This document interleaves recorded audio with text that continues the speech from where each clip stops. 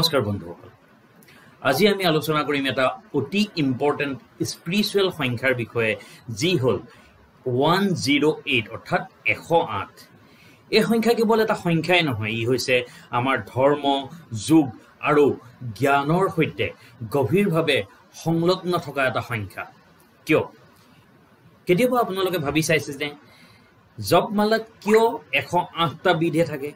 কিয় 108 গৰাকী দেৱ দেৱীৰ নামহে পঢ়া হয় কিয় 108টা সূৰ্য নমস্কাৰ কৰা হয় এই সকলো প্ৰশ্নৰ উত্তৰ পুৰাণৰ পৰা লৈ বিজ্ঞানলৈকে আজিৰ এই ভিডিঅ'ত আলোচনা কৰিম so let's dive into the deep প্ৰথমতে আৰম্ভ কৰিছো জপ আৰু ধ্যানৰ সংখ্যাৰ বিষয়ে পুৰাণত কোৱা হৈছে যে যদি আপুনি কোনো মন্ত্ৰ জপ কৰে 108 বাৰ কৰিলে সম্পূৰ্ণ শক্তি পায় এই জপমালাত 108টা মুক্তা থাকে বা বিট থাকে কাৰণ এইটো ধ্যান আৰু শক্তিৰ পৰিপূৰ্ণ সংখ্যা এইটো বিশ্বাস কৰা হয় যে মন্ত্ৰটো 108 বাৰ পঢ়িলে মানসিক আৰু আধ্যাত্মিক শক্তি সৰ্বোচ্চ হয় অধিকাংশ দেৱতাৰ 108টা নাম থাকে যেনে শিৱৰ 108 নাম আছে বিষ্ণুৰ 108টা নাম আছে বা দেৱীৰো 108টাই নাম আছে জ্যোতিষ আৰু সংখ্যাতত্ত্বৰ ফালৰ পৰা আমি যদি চাবলৈ যাওঁ তেনেহলে আপোনালোকে দেখা পাব যে হিন্দু জ্যোতিষত 12টা ৰাশি আৰু 9টা গ্ৰহ আছে অৰ্থাৎ 12 * 9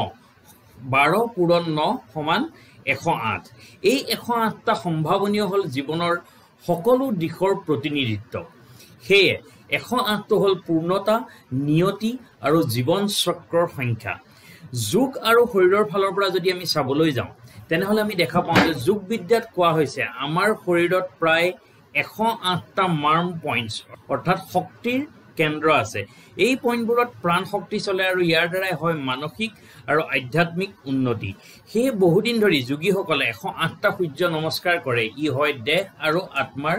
সংহতি বৈজ্ঞানিক দৃষ্টিকোণৰ পৰা চাবলৈ গ'লে আশ্চৰ্যজনকভাৱে আধুনিক বিজ্ঞানেও এই সংখ্যাটোক এক ৰহস্যজনক সমান্তৰাৰ সৈতে দেখে সূৰ্য আৰু পৃথিৱীৰ মাজৰ দূৰত্ব হৈছে সূৰ্যৰ আকাৰৰ প্ৰায় 108 গুণ ঠিক তেনেদৰে চন্দ্ৰ আৰু পৃথিৱীৰ ক্ষেত্ৰটো প্ৰায় একে অৰ্থাৎ চন্দ্ৰৰ ব্যাসৰ প্ৰায় 108 গুণ দূৰত্ব হ'ল চন্দ্ৰ আৰু পৃথিৱীৰ দূৰত্ব এইটো কাকতলীয় নহয় ই যেন এক বিশ্বজনীন গাণিতিক ছন্দ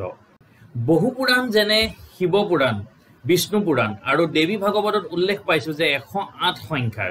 শিৱৰ 108টা নাম কোৱা হয় কাৰণ এইবোৰে তেওঁৰ সকলো দিক সৃষ্টিকৰ্তা সংহাৰক ধ্যান যোগী এই সকলোবিলাক দিক প্ৰতিনিধিত্ব কৰে দেৱী মন্দিৰসমূহত 108টি শিৱলিংগ থাকে আৰু বা 108খন দেৱস্থানৰ দৰ্শন কামনা কৰা হয় আধ্যাত্মিক অৰ্থত চাবলৈ গ'লে সংখ্যাটোৰ ভিতৰতো গভীৰ অৰ্থ আছে এক মানে হল এজনেই ঈশ্বৰ শূন্য মানে হল শূন্যতা বা ব্ৰহ্মাণ্ডৰ অসীমতা আৰু 8 মানে অনন্ত অশেষ পুনঃ